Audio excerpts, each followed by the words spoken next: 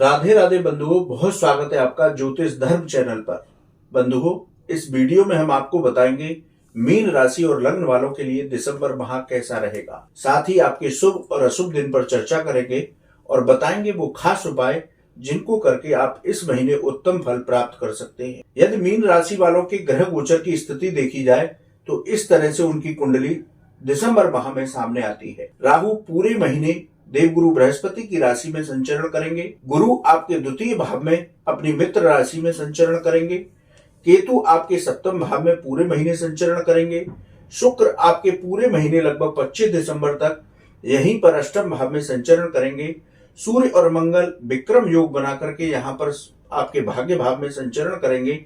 16 दिसंबर को सूर्य राशि परिवर्तन करेंगे और आपके दशम भाव में आ जाएंगे। सूर्य बुधादित्य योग बनेगा। शनि आपके द्वादश भाव में मार्गी होकर के पूरे महीने संचरण करेंगे। इस तरह से दिसंबर माह में आपके ग्रह गोचर की स्थिति रहेगी। अब प्रत्येक भाव से आपके फलादेश की चर्चा करते हैं। ये आपका प्रथम भाव है। ये आत्मविश्वास और आपके व्यक्तित्व मान सम्मान का भाव है। यहाँ पर राहु संचरण कर रहे हैं, इसलिए आपको मानसिक अशांति से बच करके इस महीने रहना होगा। कोई भी निर्णय लेते हैं तो सोच समझ करके निर्णय लें। नौकरी में लोगों की बातों में ना आए। नौकरी में सभी काम अच्छे से करें, खुद करें। व्यापार में यदि कोई पैसे का लेन देन करते हैं तो संभल कर करें और अति आत्मविश्वास से बचें। अति आत्मविश्वास में आप काम करेंगे तो आपका नुकसान होगा, लाभ नहीं होगा, क्योंकि राहु मन को भ्रमित करते हैं। अब बात करते हैं द्वितीय भाव की। ये भाव आपकी वाणी, परिवार और आपके धन का भाव है। आपकी आर्थिक स्थिति में इस महीने धीरे धीरे सुधार होगा। वाणी पर नियंत्रण रखें। परिवार का इस महीने आपको सहयोग प्राप्त होगा। छोटी छोटी बातों पर परिवार में विवाद की स्थितियों से बचें। बंधुओं, बात करते हैं पराक्रम भाव की। ये पराक्रम का भाव है। छोटे भाई बहन मित्रों का भाव है। छोटी यात्राओं का भाव है। प्रमोशन के लिए इस महीने आपको इंतजार करना होगा, इसलिए धैर्य से काम लें। इस महीने यात्राएं आपकी होंगी, लेकिन आपको उनसे लाभ प्राप्त होगा। आपका भाई और मित्रों के साथ मन मुटाव हो सकता है, इस बात का आपको ध्यान रखना होगा। अब बात करते हैं चतुर्थ भाव की।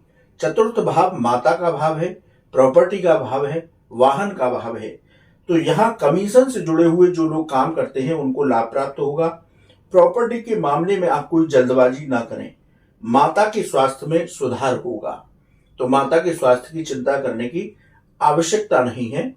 अब बंधु, बात करते हैं पंचम भाव की। ये आकस्मिक धन लाभ का भाव है। ये आपकी विद्या का भाव है, प्रेम संबंधों का भाव है और आपकी संतान सुख का भाव है।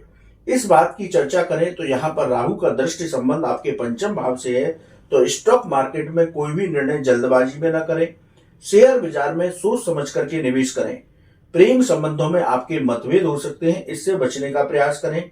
विद्यार्थी वर्ग का मन पढ़ाई से भटक सकता है, इसलिए अपना मन पढ़ाई में लगाएं। गर्भवती महिलाएं अपने स्वास्थ्य का विशेष रूप से इस महीने ध्यान रखें। बात करते हैं छठे भाव की। ये भाव रोग, ऋण और शत्रुओं का भाव है। तो बंधु, इस महीने आपको अच्छा धन प्राप्त होगा, लेकिन धन का सामंजस्य इस तरीके से करें कि आपको कर्ज लेने की स्थिति न बने। यदि आपके ऊपर कोई कर्ज है तो उसको चुकता करने का प्रयास इस महीने आप करें। खर्चों पर नियंत्रण रख करके चलें। शत्रु पक्ष से आपको डरने की जरूरत नहीं। इस महीने शत्रु पक्ष आप पर हावी नहीं होगा।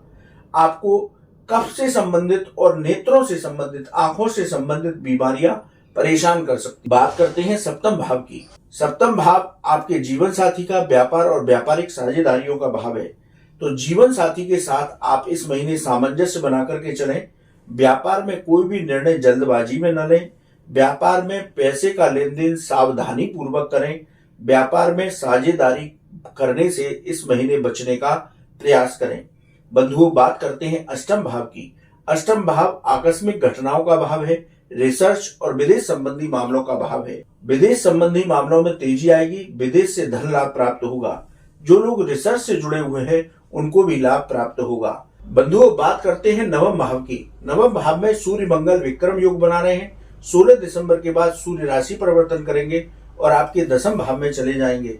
तो नवम भाव धार्मिक कार्यों का भाव है, भाग्य का भाव है, उच्च शिक्षाओं का भाव है। तो इस महीने आपका मन धार्मिक कार्यों में लगेगा।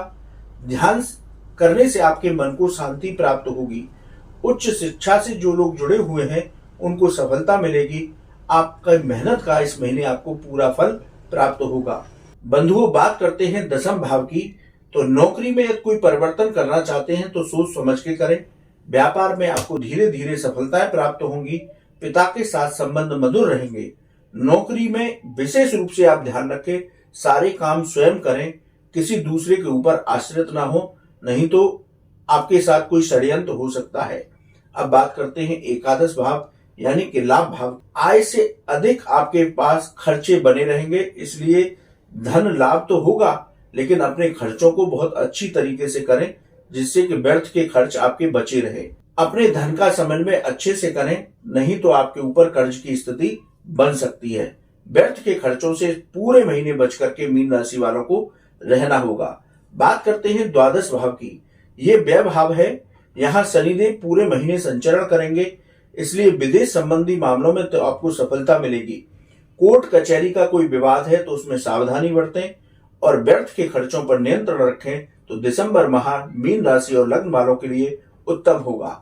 अब बात करते हैं शुभ दिनों की। इस महीने 7, 11, 12, 14, 15, 16, 18, 21 और 26 तारीख आपके लिए शुभ रहेंगी। इनमें आप अपने कोई विशेष कार्य कर सकते हैं।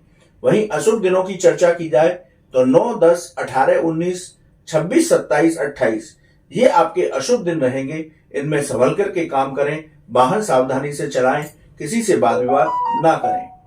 अब बंधुओं, बात करते हैं मीन राशि और लग्न वालों को क्या उपाय करना चाहिए। आप भगवान लक्ष्मी नारायण की उपासना करें, ओम नमो नारायणाय इस मंत्र का जप करें और गरीबों को केले का दान करें, तो ये महीना आपका उत्तम फलदायी होगा। बंधुओं, आपको वीडियो कैसा लगा आप कमेंट बॉक्स में लिखें। राधे राधे।